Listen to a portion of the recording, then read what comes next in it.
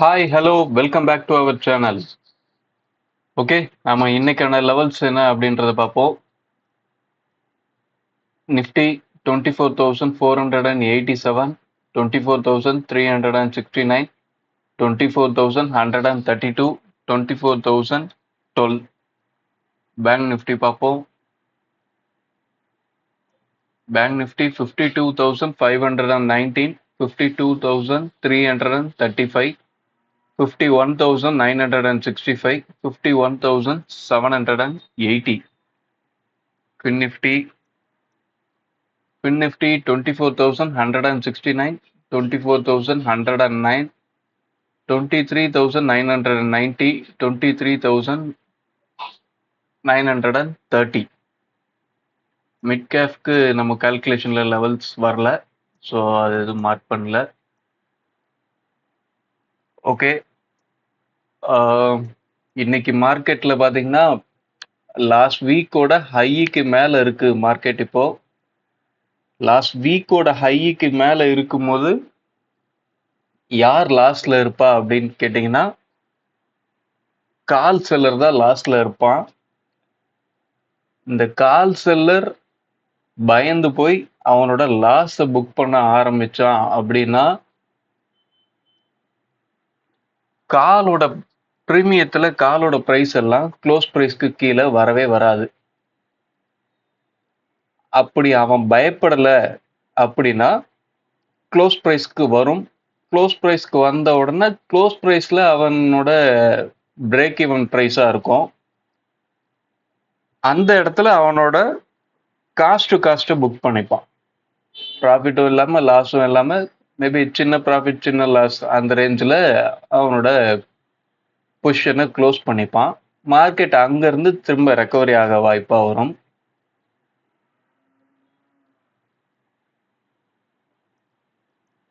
கால் செல்லர்லயும் பாத்தீங்கன்னா ஐடிஎம் கால் seller, ATM கால் seller இவங்க தான் லாஸ்ட்ல இருப்பாங்க. நல்ல ஒரு டீப் ஓடிஎம் செல்லர் வந்து ப்ராஃபிட்ல இருக்கிறதுக்கும் வாய்ப்பு இருக்கும். ஏன்னா ரொம்ப அவுட்ல போய் செல் பண்ணியிருந்தான்னா அந்த ப்ரீமியம் கொஞ்சம் கரைஞ்சி திரும்ப அவனோட காஸ்ட் டு காஸ்ட்லேயே இருக்கும். இன்னைக்கு ஓப்பன் பண்ணும்போது அவன் ப்ராஃபிட்டுக்கு வந்துருவான். அந்த மாதிரி நடக்கிறதுக்கும் வாய்ப்பு. இப்போ கால் செல்லர் அவனோட லாஸை புக் பண்ண ஆரம்பிச்சான், இல்லை காஸ்ட் டு காஸ்ட்டை புக் பண்ண ஆரம்பிச்சான்னா மார்க்கெட் தொடர்ந்து மேலே போக ஆரம்பிக்கும். அதே மாதிரி புட் செல்லர் இப்போதைக்கு ப்ராஃபிட்ல இருப்பான். அவன் என்ன பண்றான் அப்படின்றதையும் நாம வாட்ச் பண்ணணும். நேத்து நம்ம லெவல்ஸ்ல பாத்தீங்கன்னா நம்மளோட R2 க்ளோஸ் பிரைஸ், அதாவது மார்க்கெட் எங்க ஓப்பன் ஆச்சோ அதுக்கு கீழே தான் இருந்தது R2. நம்ம R2ல வந்து சப்போர்ட் எடுப்பான் அப்படின்னு எதிர்பார்த்தோம், ஆனா அது நடக்கல. இன்னைக்கு வாய்ப்பு இருக்கா அப்படின்றத பார்ப்போம். இன்னைக்கு பாத்தீங்கன்னா மார்க்கெட் ஓப்பன் ஆயிடுச்சு எஸ்ஜிஎக்ஸ்ல.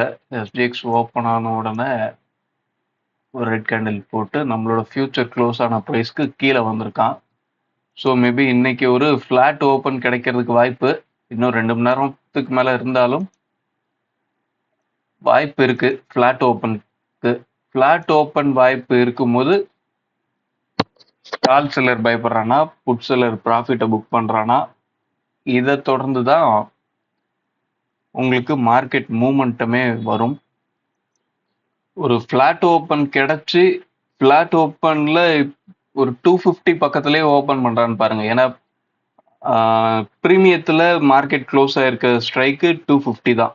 நீங்கள் ஸ்பாட்டை கனெக்ட் பண்ணீங்கன்னா 200 அப்படின்னு சொல்லி கனெக்ட் பண்ணுவீங்க க்ளோசிங் ஸ்ட்ரைக்கு. ஆனால் ப்ரீமியத்தில் க்ளோஸ் ஆயிருக்க ஸ்ட்ரைக்கு 250. அந்த 250 ப்ரைஸு எல்டிபி இருக்கு பார்த்தீங்களா, காலோட எல்டிபி புட்டோட எல்டிபி, இதில் யாரோட எல்டிபி அதிகமாக இருக்கோ மார்க்கெட் அந்த பக்கம் தான் ஓப்பனிங் மொமெண்டம் கிடைக்கும், அந்த பக்கம் தான் போக வாய்ப்பு. ஓகே, இவ்வளவுதான் இந்த வீடியோ. ஸ்பாட்ல மார்க் பண்ண வேண்டிய லெவல்ஸ் கொடுத்துட்டோம். இந்த லெவல்ஸை தாண்டி நாம என்னெல்லாம் சொல்லியிருக்கோம் அப்படின்றத திரும்ப ஒரு தடவை ஞாபகப்படுத்துறோம்.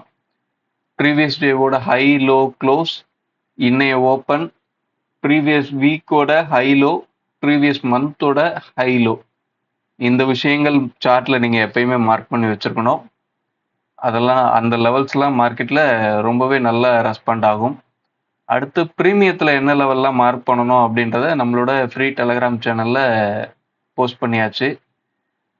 உங்களுக்கு தேவை அப்படின்னா ஒரு எஜுகேஷனல் பர்பஸ்க்காக நீங்க அந்த குரூப்ல ஜாயின் பண்ணி நீங்களும் தெரிஞ்சுக்கலாம். அந்த லெவல்ல சார்ட்ல மார்க் பண்ணிட்டு எந்தெந்த ஸ்ட்ரைக் எந்தெந்த லெவல்ல ரெஸ்பெக்ட் பண்ணுது அப்படின்றத நீங்க தொடர்ந்து உங்களோட இன்புட் உங்களோட ஆராய்ச்சியை பண்ணிட்டு வந்தீங்க அப்படின்னா ஆப்ஷன்ஸ்ல மார்க்கெட் எப்படி மூவ் ஆகுது அப்படின்றது தெளிவா புரிஞ்சுக்க முடியும். லிங்க் டெலகிராம் லிங்க் டிஸ்கிரிப்ஷன்ல இருக்கு. ஓகே, இந்த வீடியோவை லைக் பண்ணுங்க, ஷேர் பண்ணுங்க, சப்ஸ்கிரைப் பண்ணுங்க. தேங்க்யூ. பாய்.